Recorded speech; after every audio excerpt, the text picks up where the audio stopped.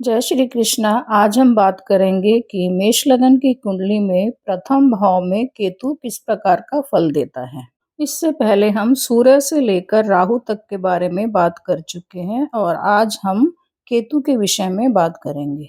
केतु मोक्ष का कारक है, अध्यात्म का कारक है और ऐसा कहा जाता है कि केतु जिस भाव में बैठता है उस भाव की चीजों से डिटैच करवा देता है, क्योंकि केतु पूर्व जन्म में इस भाव से रिलेटेड चीजों को भोग चुका है और इस जन्म में केतु को इस भाव की चीजों से कोई लगाव नहीं होता। केतु क्या है? केतु एक छाया ग्रह है। केतु एक राक्षस है। पौराणिक कथाओं के अनुसार सौर भानु नाम के राक्षस के दो टुकड़े कर दिए गए थे। सर उसका राहु कहलाया और धड़ उसका जो है केतु कहलाया। वैसे साइंटिफिकली इनको चंद्रमा के नोड्स माने जाते हैं। North node of moon Rahu को माना गया है और south node of moon Ketu को कहा गया है। अब राहु जिस भाव में बैठता है व्यक्ति को उस भाव की चीजों से बहुत ज्यादा अटैचमेंट हो जाता है, जबकि केतु उस भाव की चीजों से व्यक्ति को डिटैच करवा देता है। लगन के केतु को शुभ नहीं माना गया है। ऐसा व्यक्ति भ्रम से पीड़ित रहने वाला होता है। ऐसा व्यक्ति बहुत ज्यादा चिंता करने वाला और दूसरों पे शक करने वाला होता है। लगन का केतु व्यक्ति में नकारात्मक इम्पैक्ट डालता है, जिससे व्यक्ति के आत्मविश्वास में कमी आ जाती है। प्रथम भाव में देखिए ऊर्जा होती है सूर्य की और मंगल की। अब सूर्य के साथ केतु की ना शत्रुता है ना मित्रता है, लेकिन मंगल के साथ केतु की शत्रुता है। तो कुंडली में अगर मंगल कहीं कमजोर होकर बैठा है, नीच का होकर बैठा है, तो ऐसे में केतु मंगल को बहुत ज्यादा प्रताड़ित करेगा।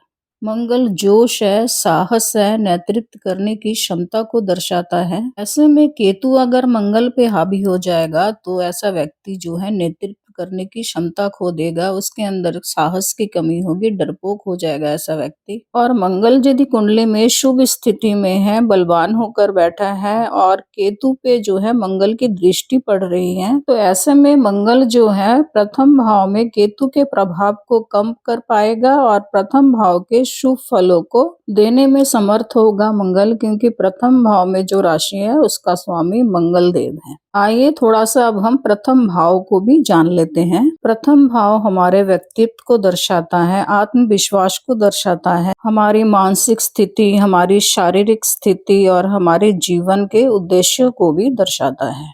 व्यक्ति के आंतरिक स्वभाव को और मानसिक दृष्टिकोण को भी दर्शाता है। व्यक्ति की शारीरिक बनावट, व्यक्ति की काया, त्वचा, आंखों का आकार, लंबाई, वजन और शारीरिक संरचना को दर्शाता है। व्यक्ति के प्रारंभिक जीवन की परिस्थितियों को भी दर्शाता है और समाज में व्यक्ति की छवि कैसी होगी और व्यक्ति लोगों के साथ कैसा संबंध रखेगा, इन सब बातों को भी जो है हम प्रथम भाव से ही देखते हैं। प्रथम भाव में अगर शुभ ग्रहों का प्रभाव होगा तो व्यक्ति आत्मविश्वासी होगा, सकारात्मक सोच वाला होगा और जीवन के प्रति आशावादी होगा। सबसे ज्यादा शुभ ग्रह हम गुरु, शुक्र, चंद्रमा और बुध को मानते हैं। और केतु जैसा पाप ग्रह अगर लगन में बैठ जाते हैं प्रथम भाव में, तो ऐसे लोगों में जो है आत्मविश्वास की कमी होती है, स्वास्थ्य खराब रहता है ऐसे लोगों का, और सहन शक्ति की भी कमी देखी गई है ऐसे लोगों में। केतु का संबंध स्पिरिचुअलिटी से है, अध्यात्म से है, भौतिक सुखों से नहीं है।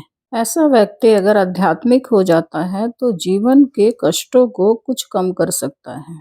प्रथम भाव का केतु व्यक्ति को बहुत ज्यादा कल्पनाशील बना देता है। व्यक्ति हर चीज को बहुत ज्यादा बारीकी से सोचने लग जाता है। इस प्रकार के व्यक्ति को हम बाल की खाल निकालने वाला कहते हैं। ऐसा व्यक्ति जिस भी कार्य को करता है बहुत ही निपुणता से उसकी हर बारीकी को ध्यान में रखकर करता है। प्रथम भाव में केतु हो तो ऐसे लोगों की सिक्स सेंस पावर बहुत तेज होती है। ऐसे लोग साइकिक होते हैं, आगे होने वाली घटनाओं को ये लोग पहले ही भाप लेते हैं। इन लोगों की बुद्धि बहुत ही ज्यादा शार्प होती है। पढ़ाई लिखाई में भले ही ये लोग कमजोर हो, लेकिन व्यापार में इनकी बुद्धि बहुत ज्यादा शार्प होती है। प्रथम भाव में केतु हो तो ऐसा व्यक्ति बहुत बुद्धिमान और बहुत इंट्यूटिव होता है।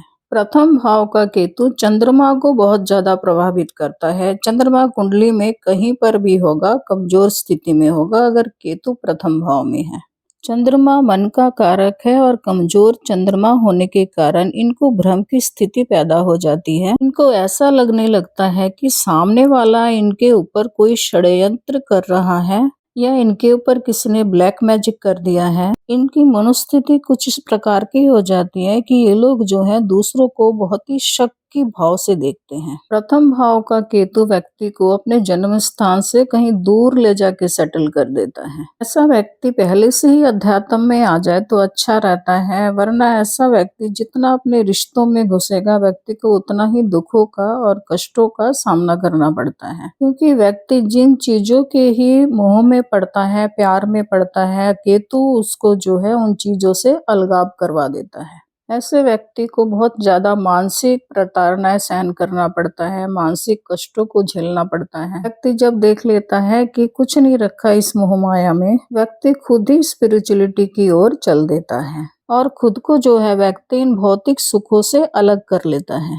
प्रथम भाव में केतु हो तो व्यक्ति का स्वास्थ्य संबंधी भी समस्याएं बनी रहती है। ऐसे लोगों के सर में बहुत ज्यादा दर्द रहता है, पेट की बीमारियां, डाइजेशन से संबंधित बीमारियां, फिर जो है यूरिन इन्फेक्शन की भी समस्या हो जाती है ऐसे लोगों को।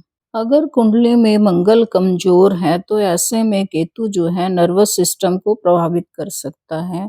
ब्रेन हेमरेज, मस्तिष्क में किसी भी प्रकार का रोग दे सकता है, ब्रेन में क्लॉटिंग हो सकती है, मिर्गी जैसा रोग भी दे सकता है केतु। इसलिए कुंडली में केतु जहाँ बैठा होता है, जिस राशि में बैठा होता है, उस राशि के स्वामी का मजबूत होना बहुत ज्यादा जरूरी है। जैसा कि यहाँ पे प्रथम भाव का स्वामी मंगल है, तो यहाँ पे मंगल का मजबूत होना, बलवान होना बहुत ज्यादा जरूरी है। मंगल अगर मजबूत होगा, बलवान होगा, तो केतु बहुत ज्यादा बुरा प्रभाव नहीं डाल पाएगा।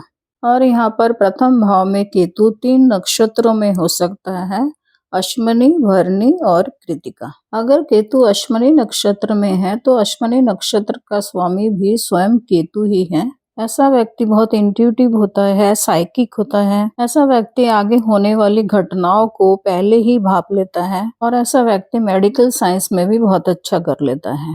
और ऐसा व्यक्ति बहुत स्पिरिचुअल होता है, आध्यात्मिक होता है। और दूसरा नक्षत्र यहाँ पर भरणी नक्षत्र है और भरणी नक्षत्र का स्वामी शुक्र देव है और शुक्र देव जीवन के भौतिक सुखों को दर्शाता है। फैमिली, प्यार, वेल्थ, सेक्स, व्यापार, दौलत, शोहरत, लग्जरी, भोग विलास के जीवन में लिप्त रहने वाला। और केतु इन सब चीजों से व्यक्ति को डिटैच कराने का काम करता है। तो यहाँ पर अगर शुक्र की स्थिति मजबूत होगी, शुक्र कहीं पे शुभ अवस्था में होगा, तब जो है व्यक्ति को यहाँ पर शुक्र के कुछ शुभ फल भी देखने को मिलेंगे। नहीं तो यहाँ पर अगर शुक्र जो है कमजोर अवस्था में पड़ा हुआ होगा तो यहाँ केतु जो है इन सभी चीजों से व्यक्ति को डिटैच करवा देगा और ऐसे में जो है व्यक्ति को मानसिक परेशानियों का सामना करना पड़ सकता है। क्योंकि केतु यहाँ पर परिवार में रिलेशन खराब करेगा, दूसरा जो है लिक्विड मनी में कमी कर देगा, घर में दरिद्रता की स्थिति पैदा हो जाएगी। तो ऐसे में व्यक्ति की मानसिक स्थिति खराब होगी। और तीसरा नक्षत्र यहाँ पर कृतिका है। कृतिका नक्षत्र का स्वामी सूर्य देव है और यहाँ पर केतु जो है व्यक्ति के पदोन्नति में, मान सम्मान में बाधाएं डाल सकता है, कमी कर सकता है, व्यक्ति के आत्मविश्वास में कमी आ सकती है, व्यक्ति को संतान प्राप्ति में भी दिक्कतें आ सकती हैं। और सूर्य अगर कुंडली में मजबूत अवस्था में है तो केतु के प्रभाव को सूर्य कम कर सकता है।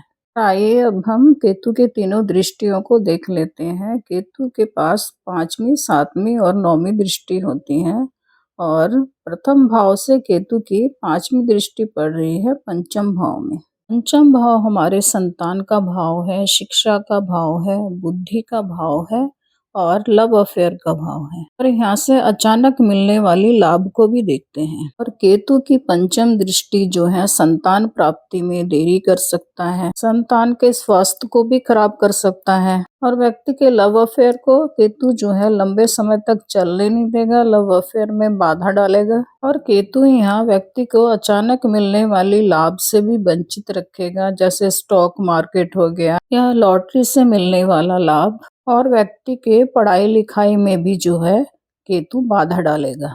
लेकिन व्यक्ति के बुद्धि को बहुत ज्यादा शार्प कर देगा, क्योंकि पंचम भाव से हम बुद्धि को भी देखते हैं और ऐसे व्यक्ति की जो है साइकिक एबिलिटी खुल जाएगी।